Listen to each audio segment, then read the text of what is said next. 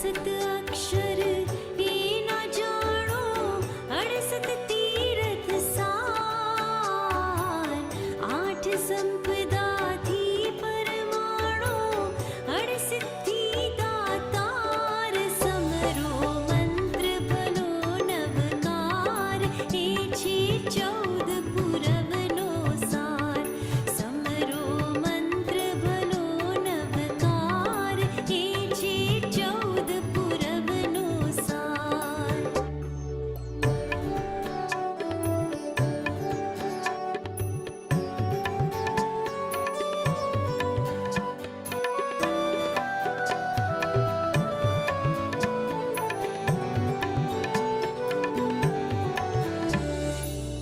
नवपद एना नवनिध आपे, भव भवना दुख कापे, वीर वचन थी हृदय व्यापे, परमतम पद आपे, समरो मंत्र भलो नवकार, ये छे 14 पुरवनो सार, समरो मंत्र भलो नवकार, ये छे 14 पुरवनो सार। एना महिमानो नहीं पार, एनो अर्थ अनंत अपार, एना महिमानो नहीं पार, एनो अर्थ अनंत अपार, समरो मंत्र भलो नवकार, ये छे 14 पुरवनो सार, समरो मंत्र भलो नवकार, ये छे 14 पुरवनो सार।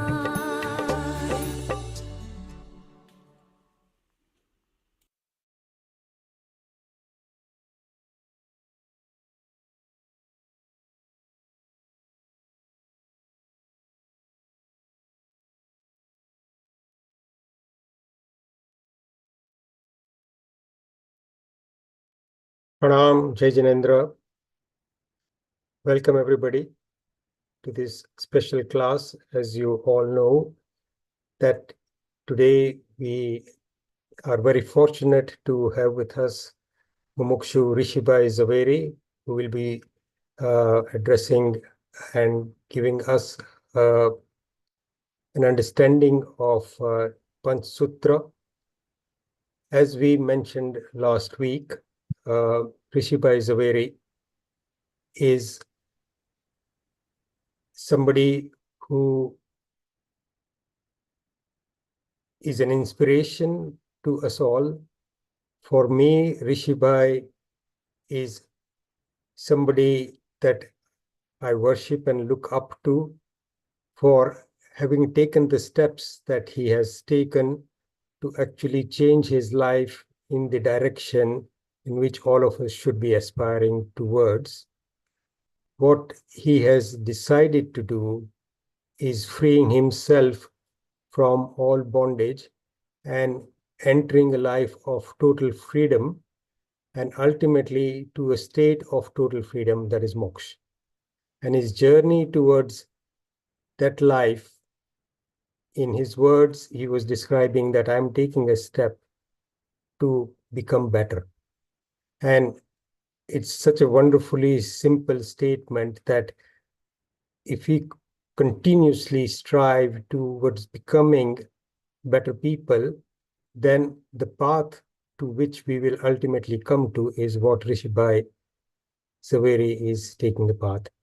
Just a brief introduction. Rishibhai Zaveri was born in India but brought up from the age of 3 in the United States and has lived his life in the States. And he has been a software engineer.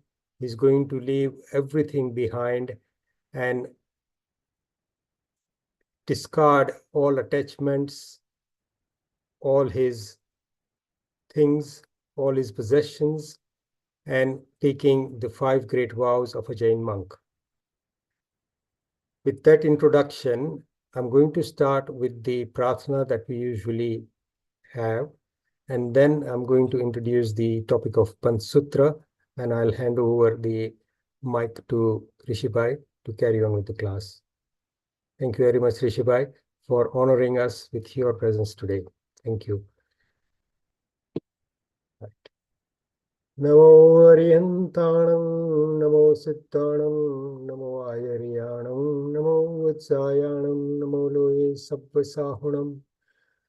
Eso Panchanamukaro Sabba Pavapanasano, Manglanancha Sabbesim Padamam Havai Mangalam. Namo Arihantanam, Namo Siddhanam, Namo Ayariyanam, Namo Vatsayanam, Namo Loye Sabbasahunam. Eso Panchanamukaro Sabba Pava Panasano Manglanancha Sabvesim Padamam Havai Mangalam. Namo Arihantanam, Namo Siddhanam, Namo Ayariyanam, Namo Uvatsayanam, Namo Loye Sabbasahunam.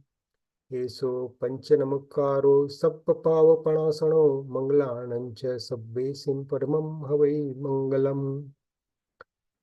Veera Sarasura Surendra Mahito Virambudha Sansrita Virena Vihata Swakarma Nichayo Viraya Nityam Nama Vira Tirthamidam Prautamatulam Virasya Ghoram Tapo Vire Sri Dhruti Kirti Kanti Nichaya Sri Virabhadram Visa Kamathe Dharanendra Cha Sochitam Karma Kurvati Prabhusthalya Manovritti Parshvanath Sriyestu Vaha Anguthe Amrutavase Laptitana Bhandar Shri Guru Gautama Samariye Manavanchita Fadadatar Uvasagaharam Pasam Pasam Vandami Kamaghanamukam Visahara Visaninasam Mangalakallana Vasam Visahara Fulingamantam Kanthe Dhare Josayamano Tasagaharo Gamari Dutta Jara Janti Uvasamam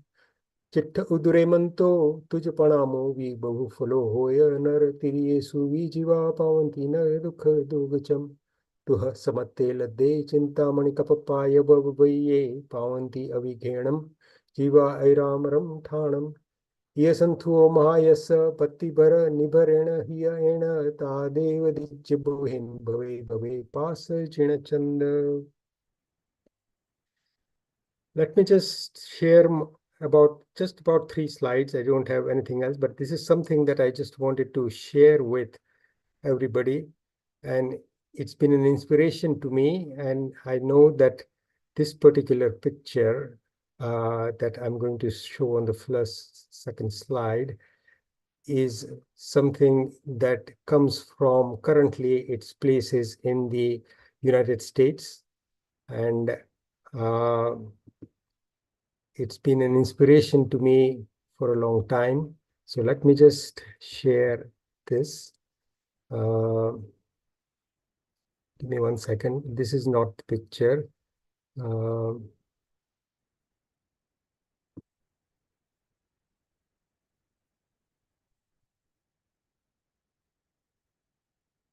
Apologies.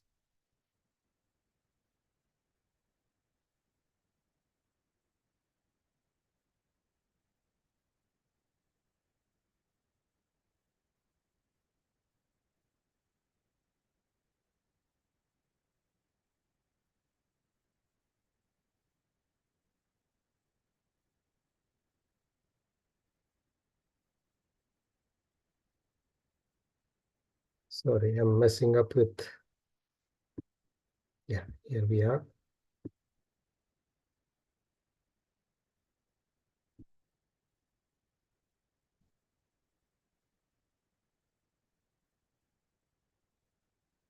Okay.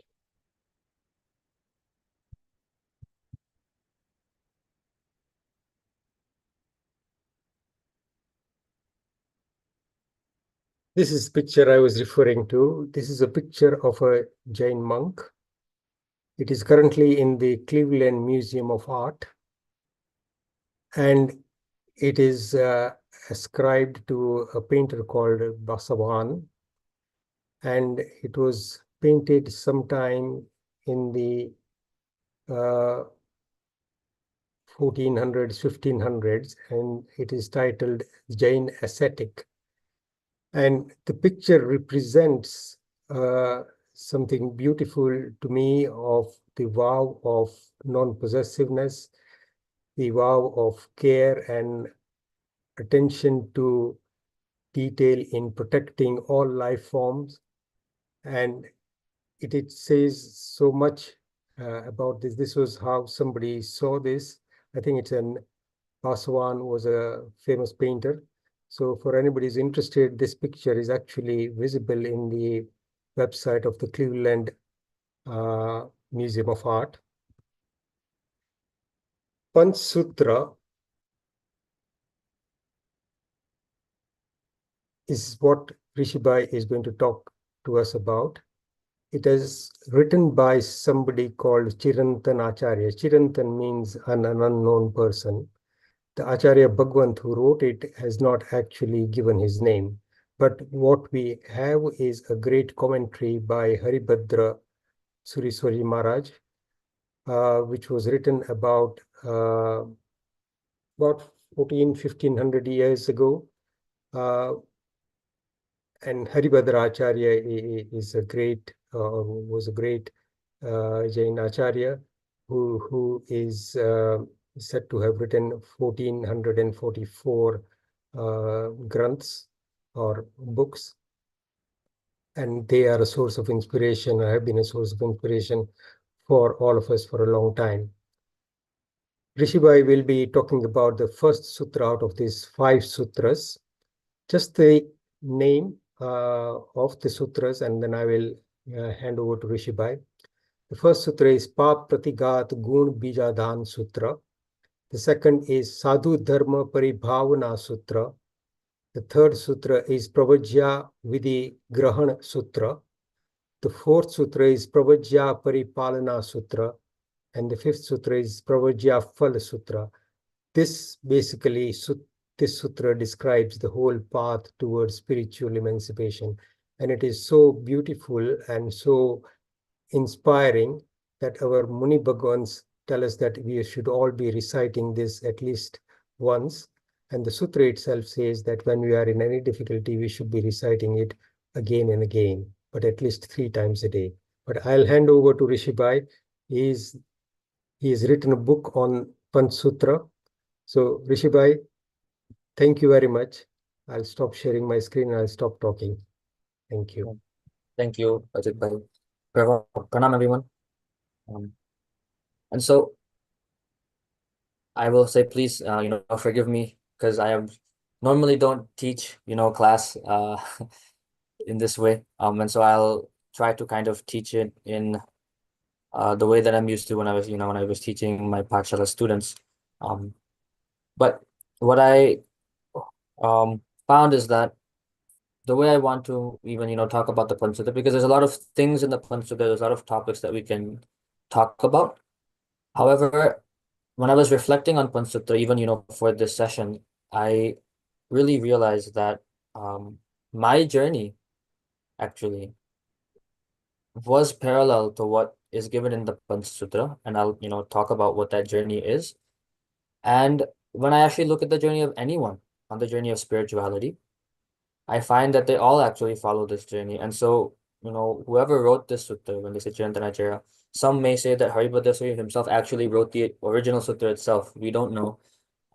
But they wrote it so concisely, but they kind of described that path of spirituality, of progression, made it so universal that it fits, anyone's story.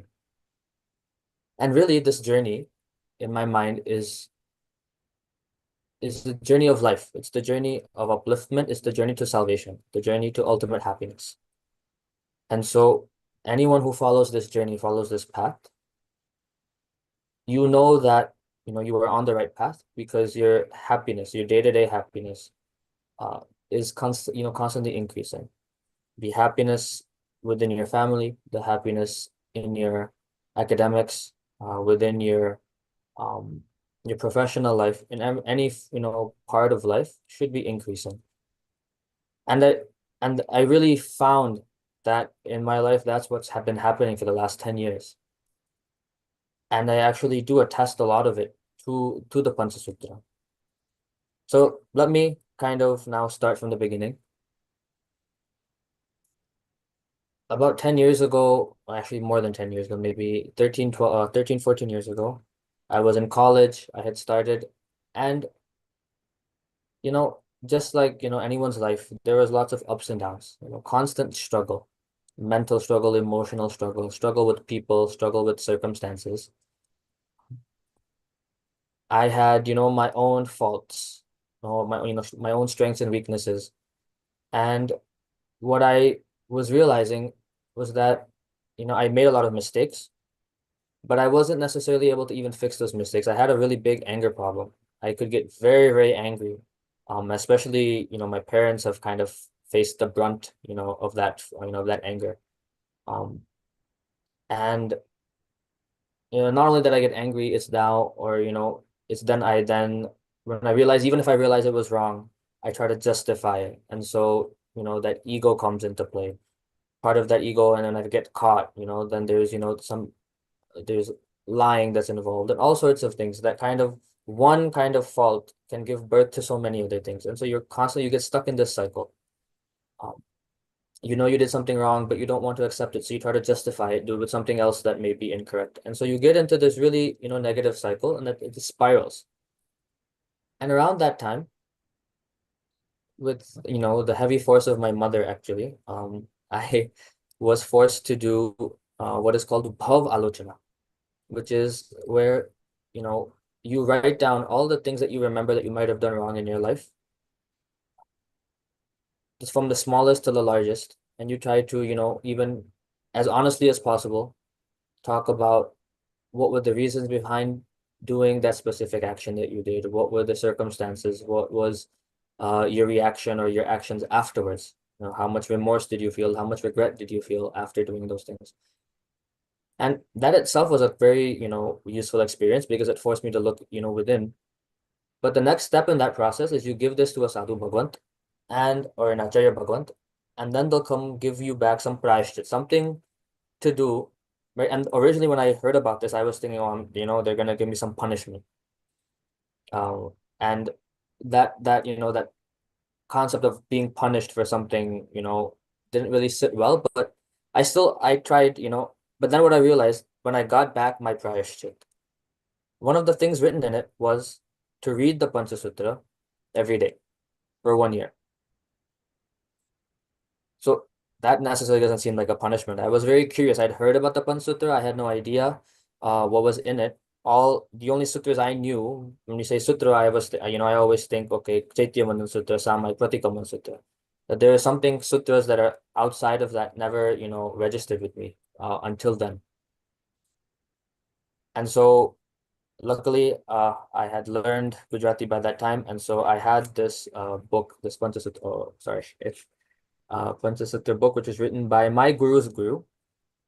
And it very simply gives the sutta and its Gujarati translation, word to word almost translation. And all I had to do was read the translation because I didn't memorize the sutta, and it's in Prakrit. I have no idea what it means otherwise. And so I started reading, and it changed my life. And what were those things that changed my life? I'll as I tell my story, I will go into it, how it connects with the Panch Sutra. But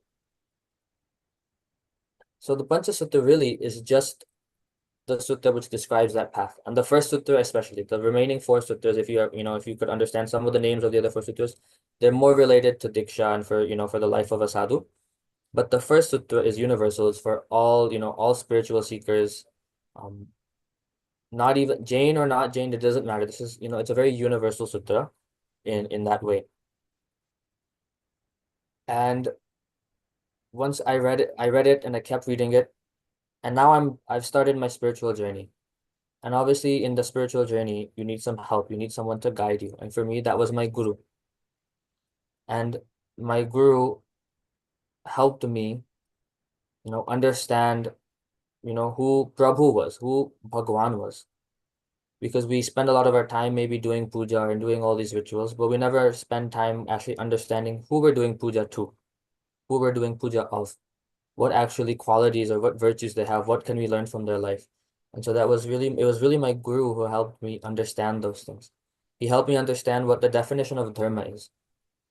Because for the longest time, all I understood dharma was that dharma is something, that's relegated to even just the weekends, or when you're in the temple, or when you come to Pathshala, or something you might do, at night or in the mornings when you do like your Devo and Dhup.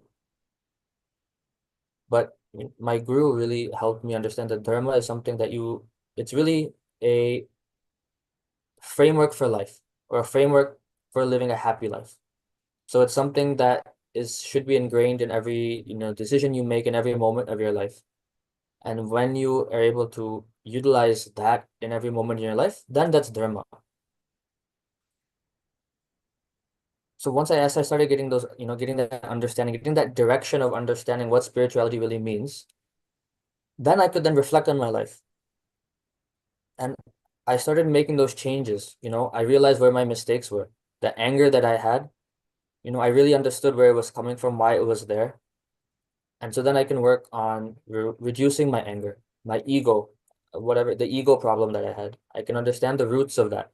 And so then I slowly was able to, reduce that ego, reduce. And so once one fault starts to, go down, other things, they follow, because they're all interconnected.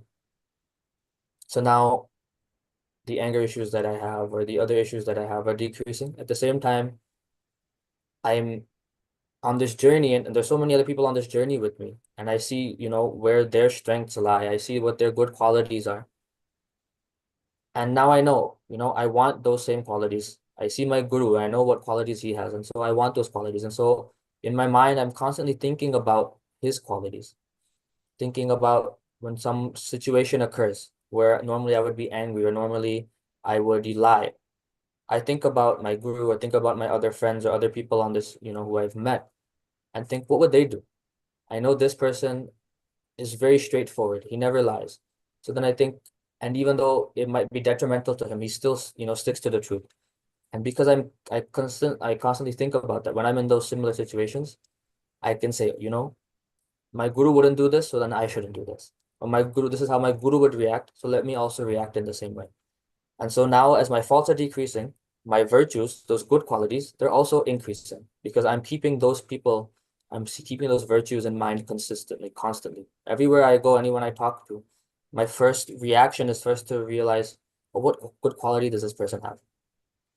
And as that goes on, as I progress, that's when where I finally was able to make that decision that I want to continue this journey, and I want my journey to be as, you know, as accelerated as possible. And for that, I decided to take Diksha. So the reason I explained my journey in this way without maybe specific examples is because this is exactly how the Panch Sutra also describes the journey. So I'll start, quickly with a small maybe metaphor. So where I was before, where I was, in this cycle of one bad action leads to just a series of other bad actions, is, you're stuck in a jungle. And when you're stuck in this big thicket of trees and vines, you don't know where to go, you don't know what the right path is. And so you take one wrong turn, and that just leads, a completely, down a bad way. You get stuck, you run into dead ends. You just don't know where to go. It's dark, it's scary, it's dangerous. And then you find someone who acts as a guide, someone who shows you that there is a way out, someone who has found that way out, who has been traveling that way, who has the expertise, who has the knowledge of, who can explain to you what you should be doing, what you shouldn't be doing, what those guidelines are. And then you can start following them.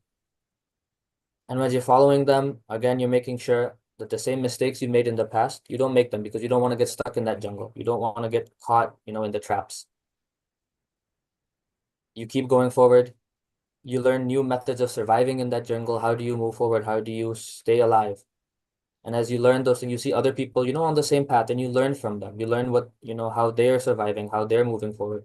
And as you learn and as you learn, you finally make it out of the jungle. So this is the Panch Sutra. So now we can get into the sutra. I don't want to go into every, the whole thing specifically, but I'll start with the Panch Sutra is really the jungle that we're describing is sansar. Sansar is like a jungle. It's confusing. It's tough to navigate because in all of our lives, we probably have experienced the same thing. One bad action leads to another bad action. Ignorance leads to, making a wrong decision. And we get stuck in this cycle of misery. And so even the Panch Sutra, what the Acharya Bhagavan says is that sansar is dukha ruve, dukha phale, dukhanu bande. So sansar, this life itself, is a form of misery. Its results, the fruits, are also miserable. And when we kind of stick to that misery, we create the cycle of misery. And if you don't want to think of it as misery, we can think of it still of these, as these mistakes and things that cause us to have these kashais, these passions that constantly, dig us deeper into the hole. But then Acharya Bhagavan gives us that way out. He says that we each have what is called a tata bhavyatva, or this potential that we can escape. But those who don't want to, think about it, who are just, blindly just going wherever, in this jungle, their chances of escape are still there, but they're very minimal. But those who realize that, I need to pause, I need to think, and I need to actually critically think about what I'm doing, where I'm going, how I'm going about this. Now they have started, to increase their potential of escape, of increasing their potential, to reach that end final happiness, that salvation. And how is that done? So that is done through 3 steps. Acharya Bhagavan says the first step is what we call Chatush Sharan Gaman. So that means taking the refuge of the 4 entities. Right? Chatush is 4. What are the 4 entities? Arihant. So if anybody says Chattari Mangalam, we always, the last kind of stanza is Chattari Shanam Pavajjami. So we say Arihanta Shanam Pavajjami, Siddha Shanam Pavajjami, Sahu Shanam Pavajjami, Kevali Panato Dhammo Shanam Pavajjami. So those 4 are Arihant, Siddha, Sadhu, and Dharma. So the Arihants, what does it mean to take the refuge of the Arihants? It is not, that we're sitting underneath them or in their, in their presence, or that we're, we just go to the temple. The real refuge of the Arihants means that we're taking them as our guide. We're taking them as someone who we know will help us. We're holding their hand to bring us out of this jungle, out of this, the cycle of misery. For that, we have to understand who the Arihants are. We have to understand why should we hold their hand, right? If we're, in the US, we have a lot of large national parks. It's very easy to get lost, but they also have a lot of park rangers. And, if you get lost very easily, you're told, you find the nearest park ranger, and you hold their hand, or basically follow them out. Why? Because we trust them. We know that they are well equipped to take us out. So we have to first think, are the Arihants, why are the Arihants well equipped? Why should we, hold their hands? And holding their hands means following their teachings. Why should we do that? And so Panch Sutra gives a very good, adjective for the Arihants. It calls them Khina Raga Dosha Moha. So Khin means without, or who have destroyed. What? Their rag, right? So their attachments, dosh or dvesh, which means their aversions, and mo means their delusions. So why is someone who is without any attachments or any aversions or any delusions, why are they well equipped to take us out? Very simply, it's because they are unbiased. Someone who has an attachment, someone who has an aversion, someone is deluded, they are always, their view will always be biased in some way or the other. They have some external force which might force them to see things only partially. And so someone who has removed that rag, that attachment, but they want nothing, right? They want to escape nothing. And they are not, they're not deluded. They don't, they're not wearing, you know, any colored glasses where things look different than they really are, because they've removed that moha.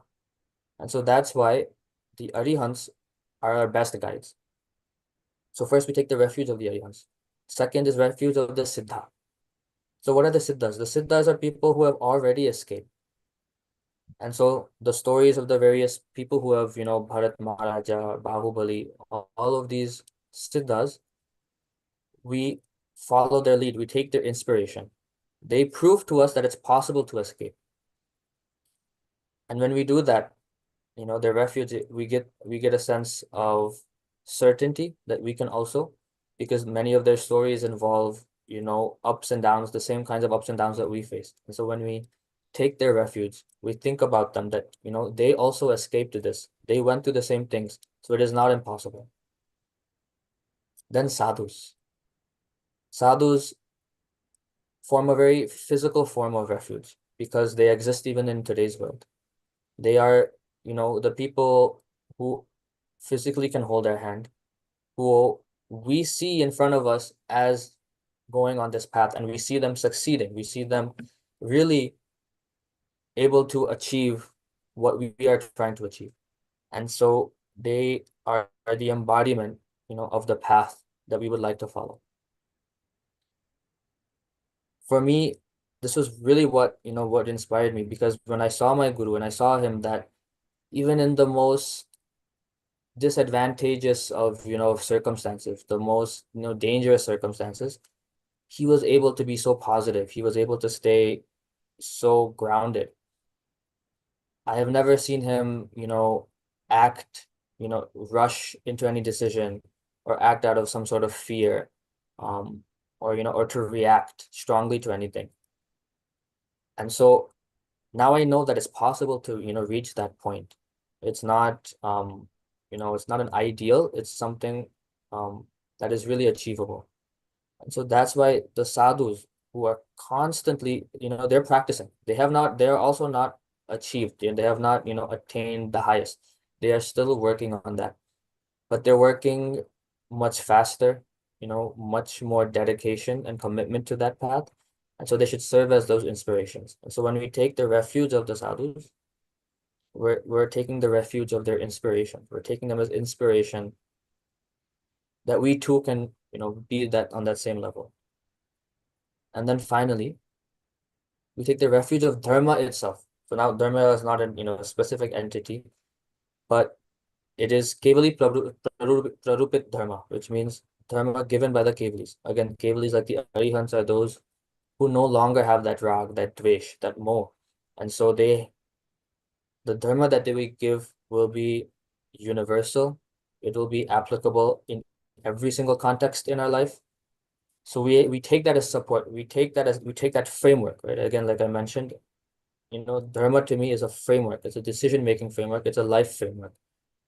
And so when we try to apply that framework in our everyday lives, in every moment, because the same dharma in one situation can be completely different than what we should be doing, you know, dharma in a different situation, even though if they're similar, different times, different places with different people, the answers are different.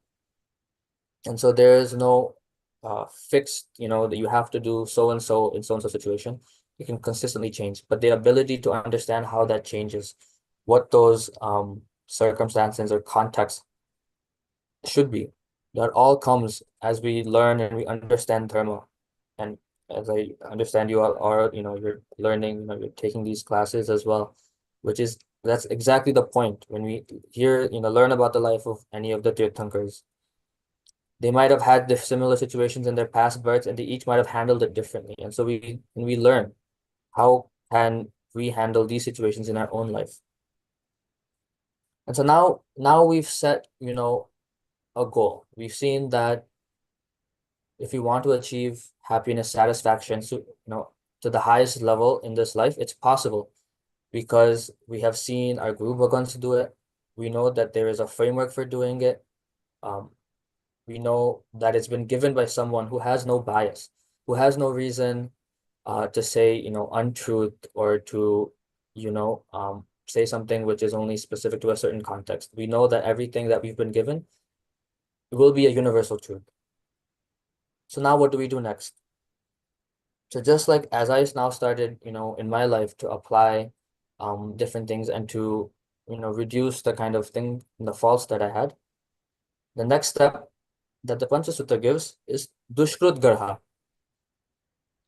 Dushkrut is, bad actions, improper actions, mistakes, pap, you can also call it, things that, from a maybe metaphysical, from a karmic standpoint, hold our soul back. But really, in the end of the day, these are actions that make us unhappy, either directly or indirectly, or, later down the line. That is pap. And so these dushkrut, garha means to um to just refute them, to condemn those actions. But why? Many times when we think about, condemning our bad actions, we think of it almost as like, feeling shame or shaming ourselves.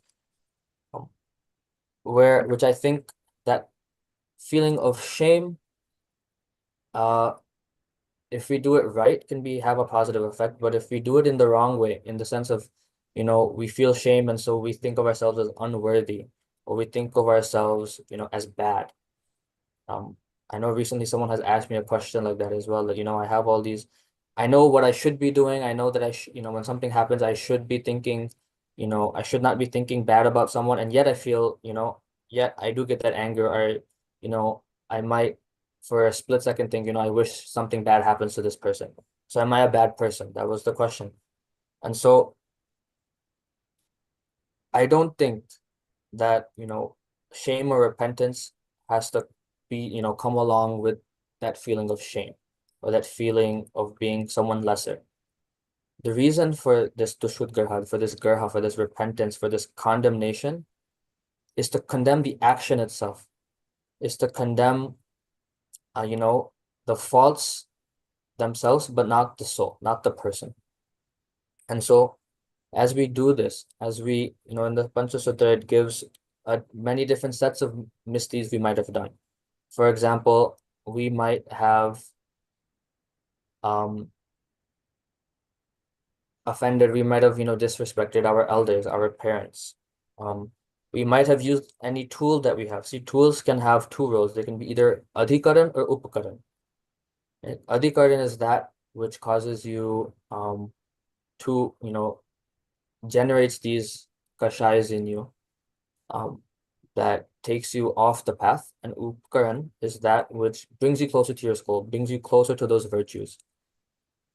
For example, a phone, if you're using it, to watch, TV shows or like dirty movies or whatever it is, then it becomes an adhikaran.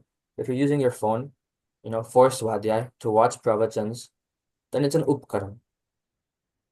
And so for any action that we do, we can think about, was the thing that I used, was the tool that I used, was it an adhikaran, was it an upkaran? A sword also, right? A weapon can also be considered an upkaran or adhikaran based on what it was used for.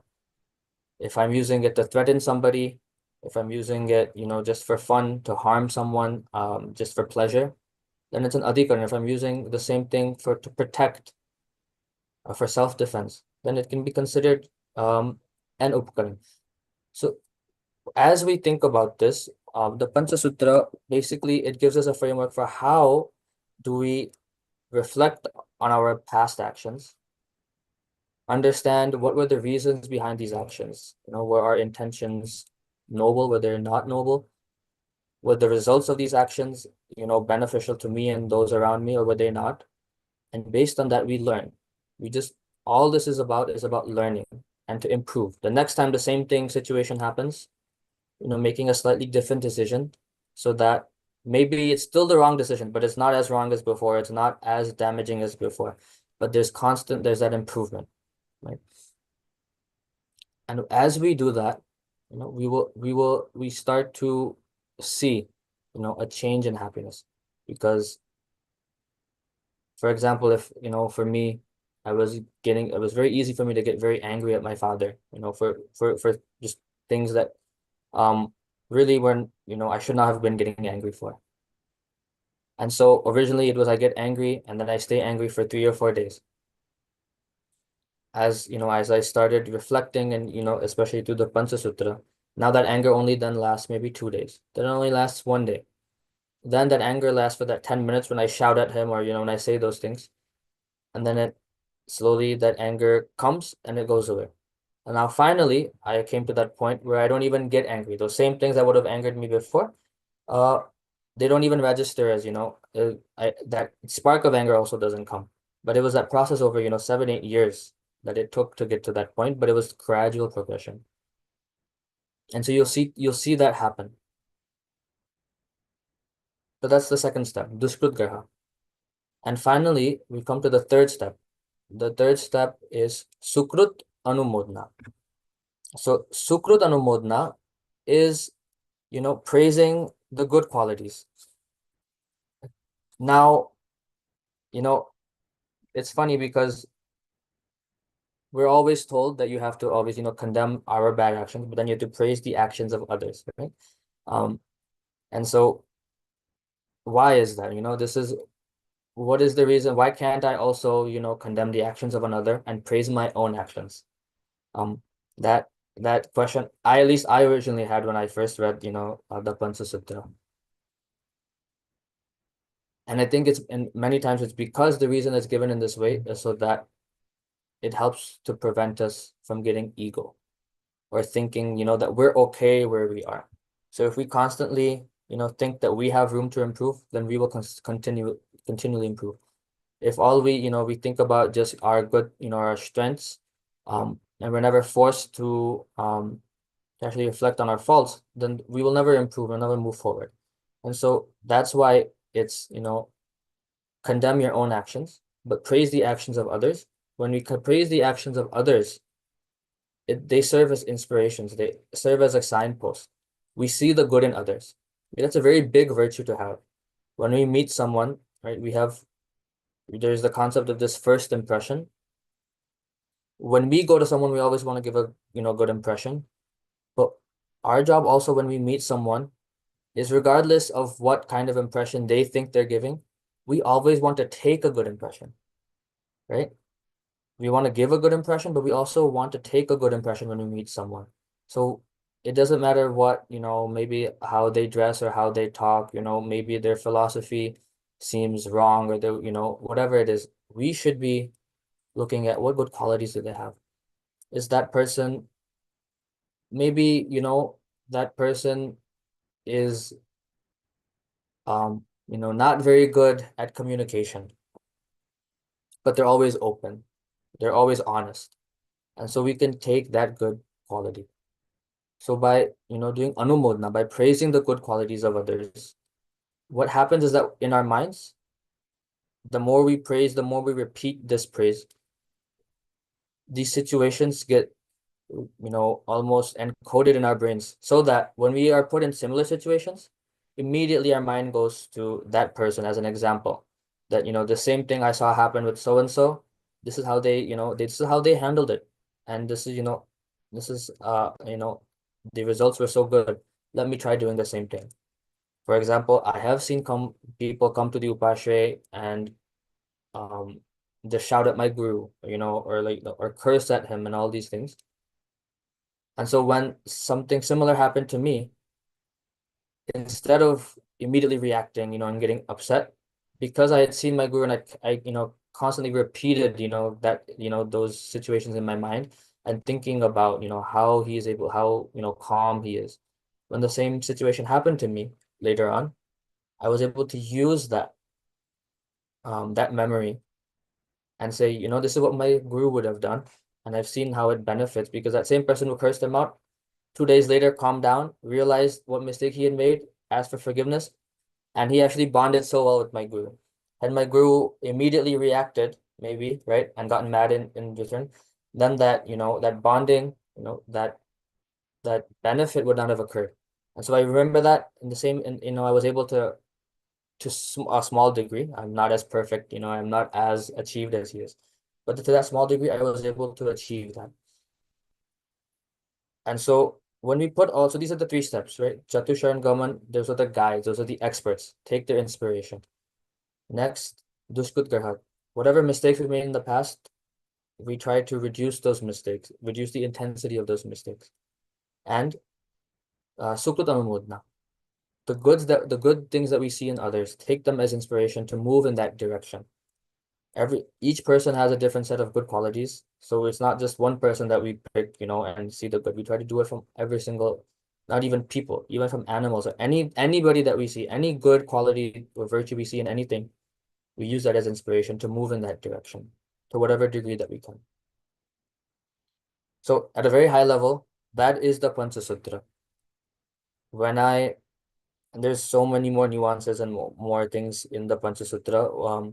I think for time, and as well as I think this is also part of the Panch Sutra really requires self-reflection and discovery. So I won't go too much more in detail. But one last thing that I really, really enjoyed about the Panch Sutra is that one word that it uses for gurus is Parama Kalyana Mitra, which means they're the most supreme Kalyan Mitra. So gurus, we kind of put them on this high pedestal, right? That there's someone like somewhere else, different than us. But here, what it's calling is that the Panch Sutra is saying that our gurus are our friends. Just as, we can be open and honest and almost, completely free with our friends. The gurus, we should treat them in the same way as someone that we can be honest with, free with, because that's the way that they will also be able to help guide us. Because if we stay reserved, if we kind of, keep them on this higher pedestal, we keep them on the pedestal out of respect, yes. But when it comes to interacting with them, we should be able to feel that freedom to speak with them, to, share our life with them. And when we do that, they can also help, they will be much well equipped to guide us in the right direction. And that was, really, it was that line from the Panch Sutra which forced me to also reflect on my relationship with my guru at that time and open myself up even more. With that, hopefully, Ajit Uncle, we're good on time, but yeah, I am happy to take any other questions if people have them.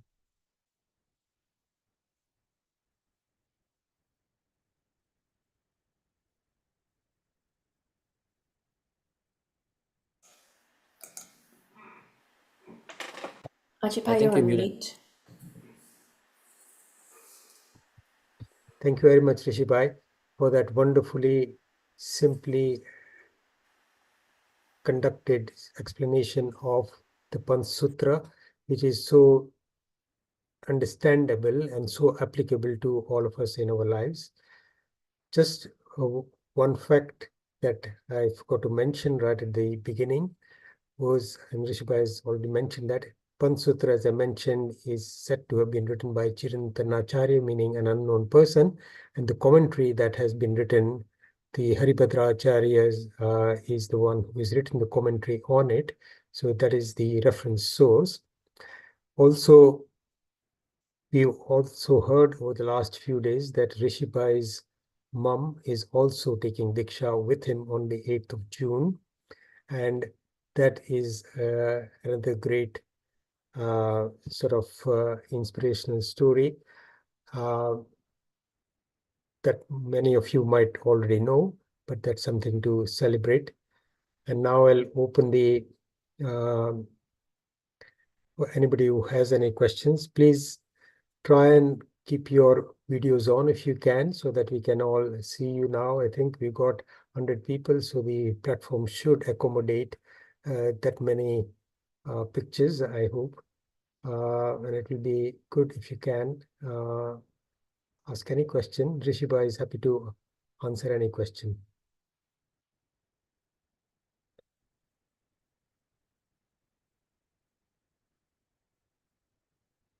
You can put it on the chat as well if you like.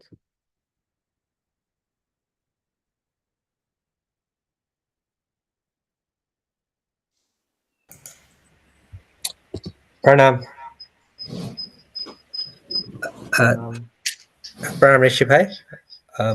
This is Mukul Balocho. We have a lot of youth who have come for the first time to this forum. If they don't have so much exposure to the Jain religion or all of this, if you were to take just one message from the Panch Sutra that they can think about and apply in their daily lives, what would it be and why? Yeah, so I don't know if there's maybe a direct translation from the Panch Sutra to this, but what I learned from the Panch Sutra was the concept of gradual change, right? Constant upgrading. So my background as a software engineer, right? So if we all, and even if anybody has a phone, you're always aware, right?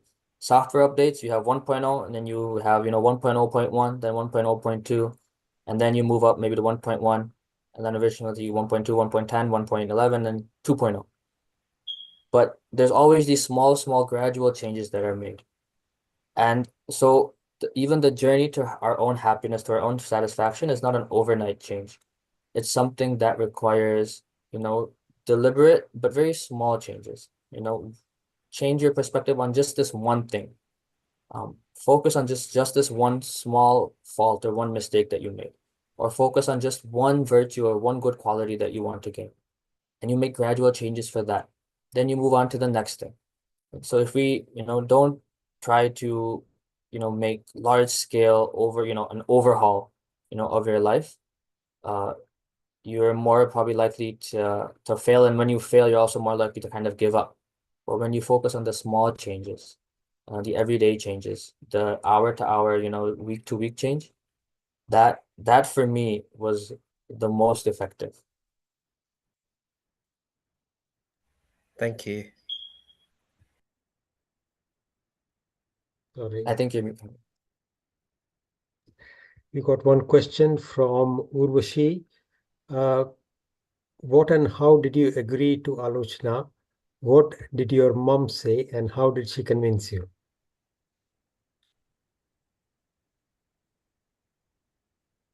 Yeah. So my mom, and obviously now that she's taking Diksha, and so she's kind of been on this path actually longer than I. Um, and what she told me when she was doing was that she had also, we both did it at around the same time. Um, when she used to tell me to do this, I was resisting at first because I said, like, why should I, repent for the mistakes I made? I made them. They're done. And like, why should I take, the punishment was the word that I used to think of, as Alochana as, for that. What right does someone else have to give me, to punish me? They're not part of my life. Why shouldn't Acharya give me that punishment? That was really my thought process at that time.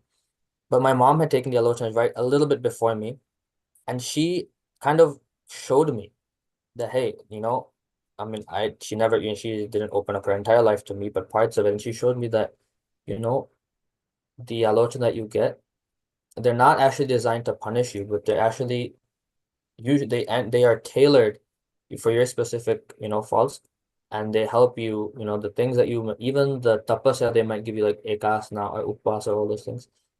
First, they take your personal physical abilities in mind. They take your circumstance into mind, and they, based on what you tell them, the acharyas actually, it's everything is custom made for you.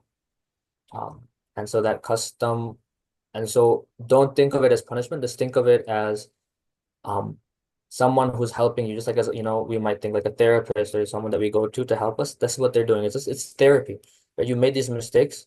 If you at least feel a little bit of remorse, and you kind of, then this is just this is the alochana is just a way for you to ensure that you don't make the same mistakes again. And so that's why I was still slightly hesitant when I did it. But it was, my mom's kind of, her nature to just kind of help and support. And through that support, I agreed to do it. Thank you, Rishibhai. There's a comment from Um, Pratik Bhai Yep. of Chain Alert. Thank you so much, Rishibhai, for explaining Panch Sutra in brief. Okay. Any other questions? Yeah. So someone mentions, I think it was a private message, but can you share an English version of the Panch Sutra? So yes, so the books that I wrote, so this,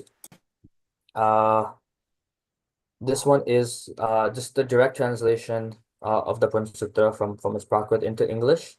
But I realized that maybe a direct translation, especially in English, for those who may not be familiar even with the basic, certain concepts, it still may not make too much sense, right? Because, for example, if I use the word tata bhavyatva, I can give an English translation in a couple words, but it still may not actually mean anything. And so because of that, I wrote this much more in-depth book, which really goes almost word or phrase by phrase, depth, context, of the entire sutta. Physically, we have copies of the whole set. So this is something that once you read this book and you understand it, then you can use this as more of your daily reading. Revise it once, read it once, keep it with you as a pocketbook. We have physical copies in the US, which we are happy to send them over. Just if you're willing to cover the shipping costs at least. Otherwise, we are also working on getting them online so that you can also just download a PDF. That's in the works as well. Rishibhai, if you can share the names of those books, maybe people can then share with each other. If you Yeah, maybe what I'll do, I'll send you a photo or send you the names, and then maybe you can pass it on to the. Wonderful, thank you.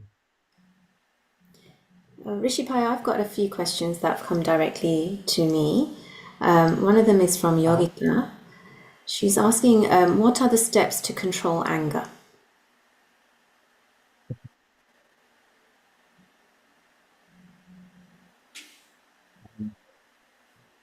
No, personally, I feel that it's a very case by case, maybe context based step. It really depends on really on what are the causes for us being angry. For many people, we get angry at anyone and everyone. For me, it was really I get angry only at those who are really closest to me, which is my parents. But the cause of that anger is really what's important. And if you want to generalize the cause, it's usually expectation. We expect someone to act in a specific way, to speak to us in a certain way, to treat us a certain way. And when they don't treat us in that certain way, we get angry. The reason we get angry also is maybe the fault in between that is ego, right? The fact that we expect something or someone to be a certain way is really our ego. And so what you have to have, so if you want to reduce anger, you have to reduce ego.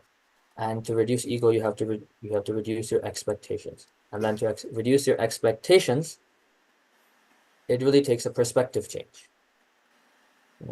I say that my brother should always listen to everything I say. But why? Why should he be doing that? Is that really how the world works? So as you learn, as you understand how, what the reality is, what the tattva is, right? Then your perspective changes. And so those expectations automatically, they start to reduce. We start to realize, oh, well, my brother is his own person. He has his own, set of priorities. And so what right, other than the fact that we share, a blood relation, what other right do I really have to expect anything from him to act in that certain way? When he acts in that certain way, it's a positive thing. But when he does not, he's he's acting according to his own circumstances, his own priorities. And so when that perspective changes, that expectation, goes away. That ego melts, and then your anger, your causes for anger go away as well. Thank you. Another question from Priyanka. She's saying, Jai Jinendra, what are some key concepts that have stuck by you that made you want to choose to walk on the path of Diksha? Key concepts. So really, there's only one key concept for me that really changed how I view my entire life. And I've shared this a few times before as well in other settings, but it was this two lines that my guru gave me, was that the purpose of life is just increasing your virtues and decreasing your faults.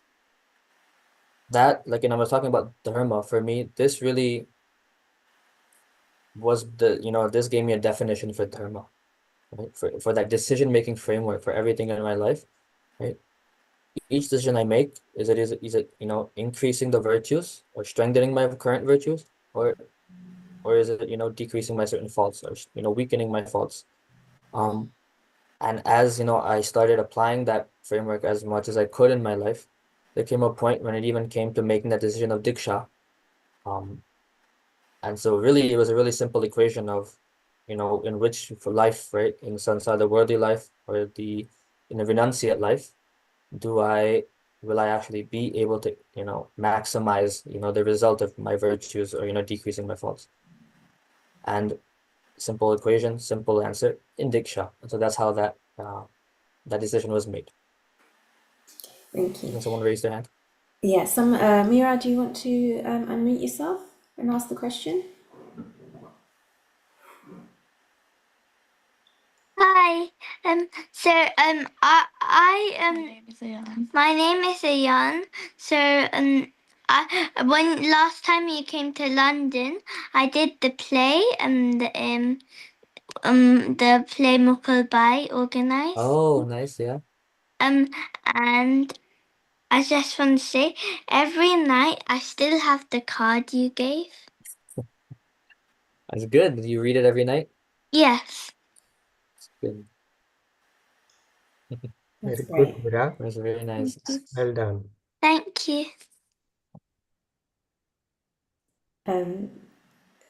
I have another question, sorry, from Hasu. Hasu's asking, we live in a sansari life and see everything going on in the world on TV, etc. How do we control our reactions?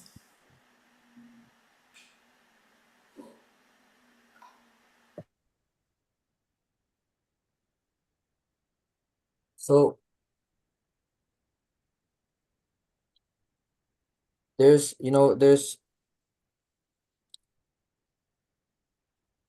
is a very interesting question, in the sense that, yeah, when we see bad things happening around us, in the world. For those living in the US, we see Trump becoming president, right? Big cause for many of us, for anger, for frustration. But I think there's a difference, right, between understanding, where do we have influence? How far does our sphere of influence extend? This is how I kind of, control myself, was, can I make a difference, you know, in what's happening in the world? If yes, am I doing everything that I can, towards that? If yes, and then I'm good, right? I am trying to, fix that. If I don't have the abilities, if I don't have that sphere of influence to make that difference, then all I am doing, right, by reacting, is I'm just increasing my own, anger. Again, this goes back to the ego, right? We're still, because we expect the world to also be good. We expect the people, in the rest of society to act, morally or justly. But again, what right do we have necessarily to expect that from a personal point of view, not from a societal point of view? Um, and so it all, when these things happen, right, it's a chance for self-reflection, right? Whatever I think is going wrong in the world, am I at least, given my sphere of influence, my abilities, my resources, am I doing what I can to, you know, to make the world that a better place? And if so, then that's good. And I continue doing that. And if I'm not doing that, then we have to reflect on what can I do, um, to help, make that change. And then you go from there. Thank you very much, Rishibhai. There is one question to me from Hina Vora. Says, Jai Jinendra, how did you find your guru? So interestingly enough, for me, it was really by accident. My mama took me, so my uncle took me once when I was 18, first time to an upashri to meet a sadhu bhagwan. It just so happened that I was able to connect with him at a much deeper level than I had really even imagined. And then over time, as I saw how he was able to help change my life, to help me through many problems that I faced during my life. like throughout those 3 or 4 years after that, then I realized that that he is my guru. He's someone that I can completely open myself up to. In front of my guru, I'm an open book. So my dirtiest secrets, they're all open to him. He knows all of them, and I have no fear, right, of judgment, of some sort of retribution, um, when I open myself up. And so because of that, I know that he is worth. I'm worthy of calling him my guru as well. Thank you very much, Rishibhai. Ajit Bhai, do you have another question? No, Okay. I don't. No. Manju Masi, you've got a question if you want to unmute yourself.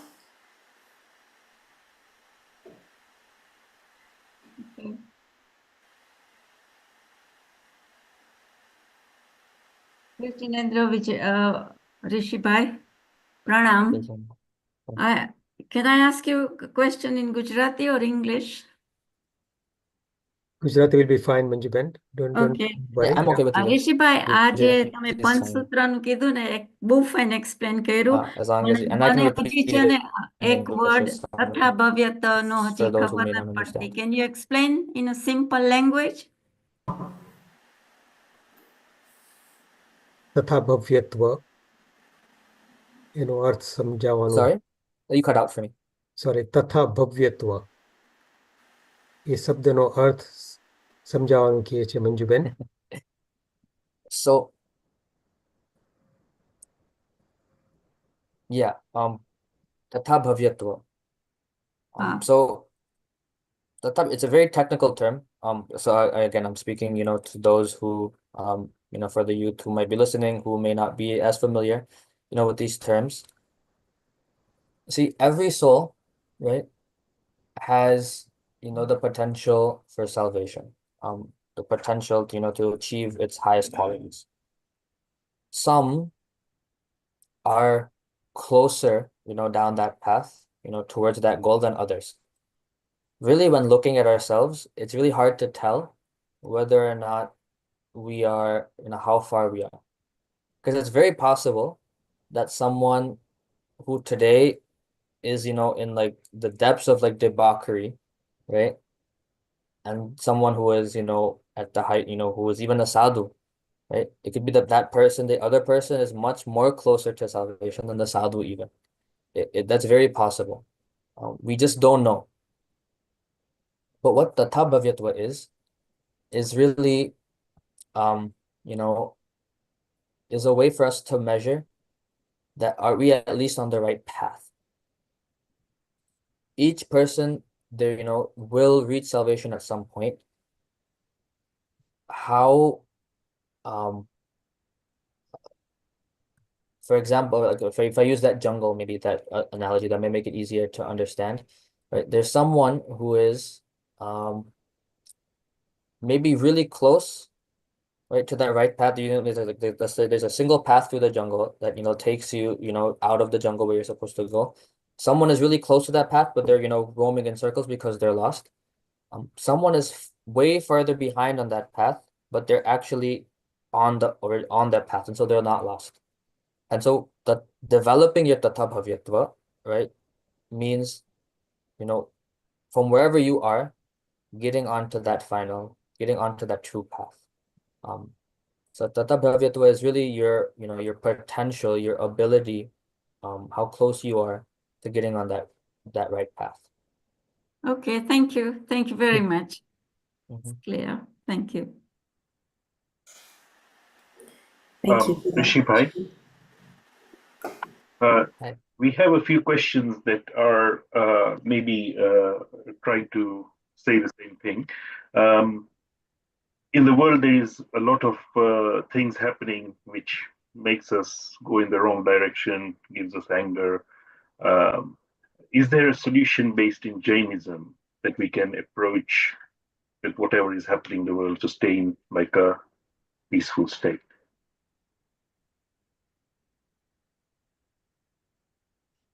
Yeah, so I think there is maybe one specific thing in Jainism itself, right? It is just a way of how do you view the world? How do you view your place in the world? How do you view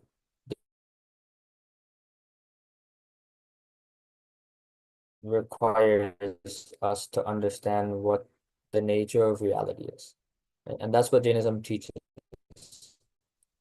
And so the more we understand that nature, the more we come to see the world in the same way that Tirthankar Bhagwans or our gurus see the world, then we can stay in there. So it's not the same thing as ignoring what's happening, right? There's a difference, and seeing them and treating them in the right way, right? Or seeing them from the right from the proper perspective. And so and it really requires, for all of these things, it does require just a deeper study and a constant study and repetition of these concepts. Sorry, just to follow up on that question, is there a one size fits all concept where for whatever karma, thinking, or physical karmas that we have done, thinking about Trump or whoever, that we can reduce that karma that we have already done? Yeah. No, so there is definitely not a one size fits all. And that is why we have that concept of anekantavad. For each person, for each time, so we call it, dharma, kshetra, kal, bhav, right? So the four different concepts of, the situation of the time, the people involved, the area involved, right? The specific, feelings of the people involved. For each one, though, it's really a context-based solution. And so for a specific person, either the more you learn, you find you can slowly develop that solution for yourself. Or if you want a more expedited, solution, then you go to a guru, someone who can understand those those other different contexts and give you a solution. That's what I did with my guru. And that's, kind of what their really expertise in a way really is.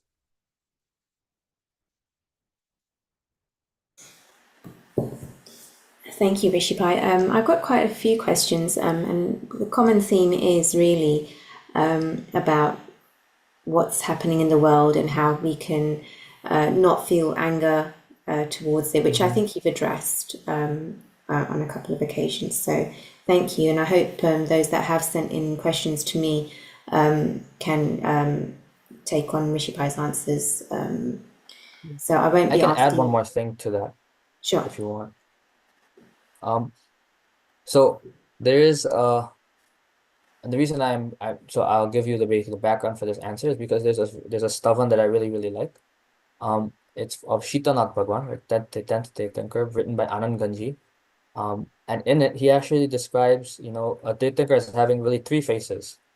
A compassionate face, an angry face, and a face in complete, equanimity. And so the stavan kind of goes into like, how can one person have, three opposing faces at the same time?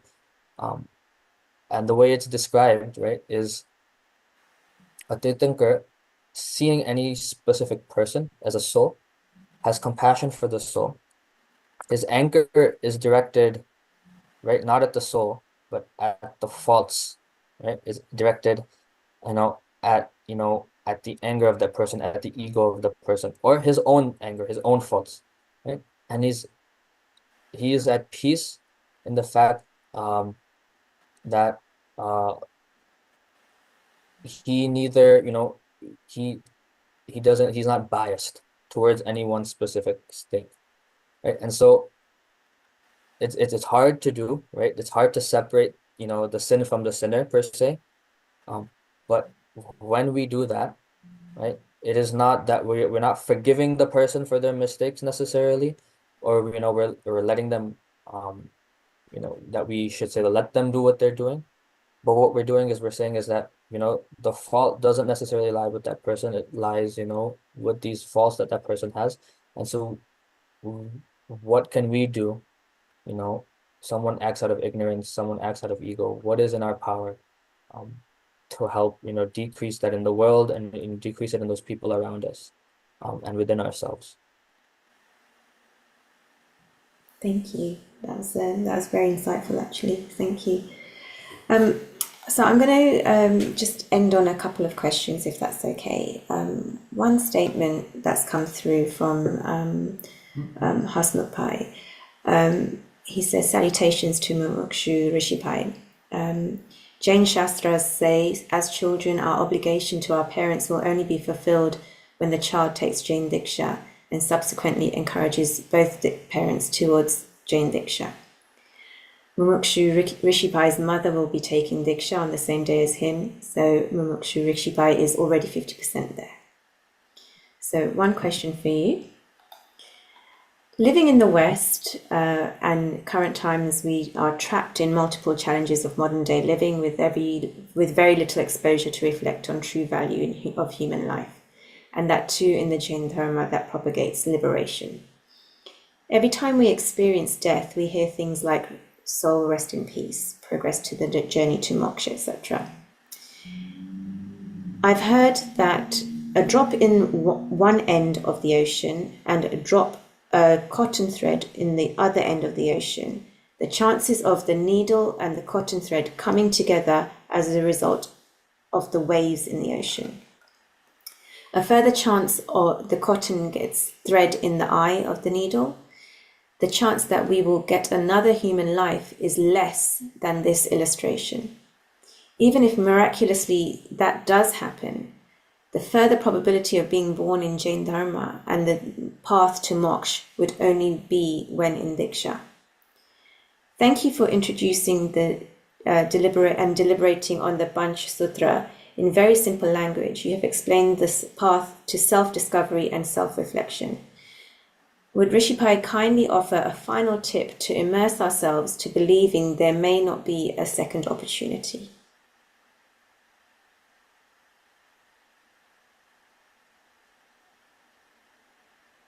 So,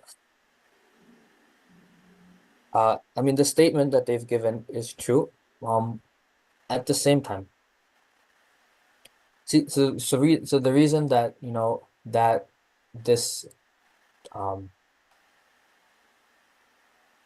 probability mathematics is given is to really force us to understand that we need to do something, that we need to move ahead in this life.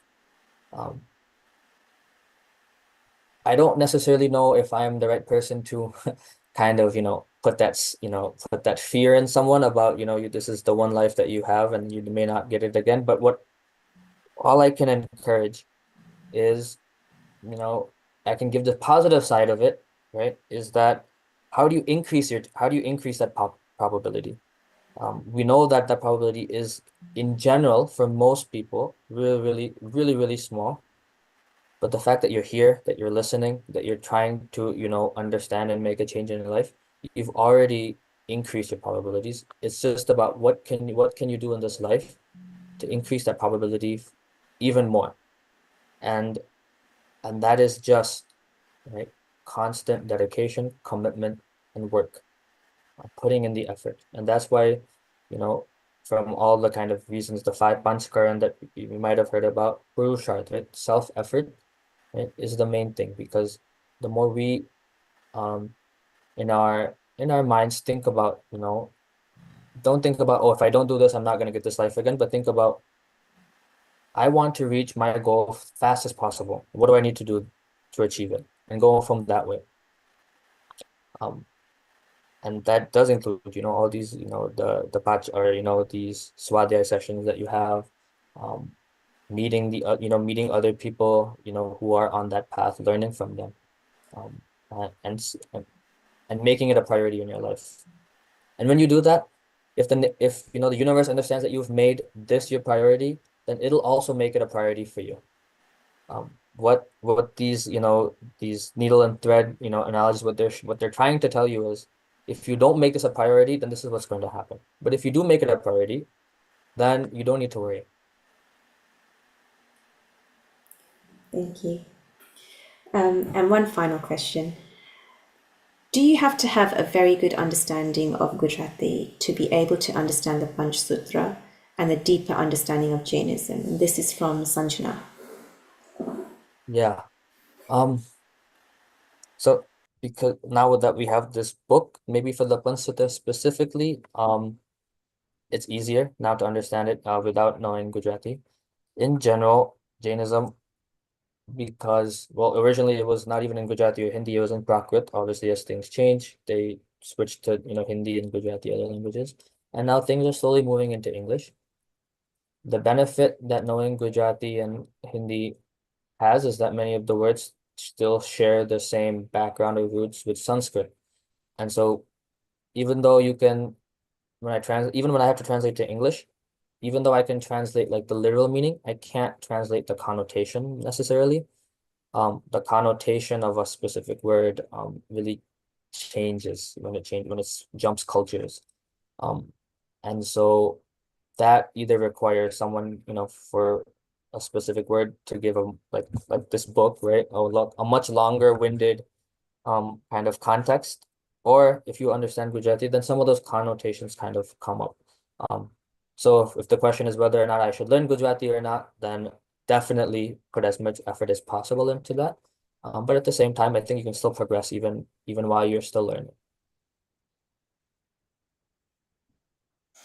That's great. Thank you so much for answering all of these questions.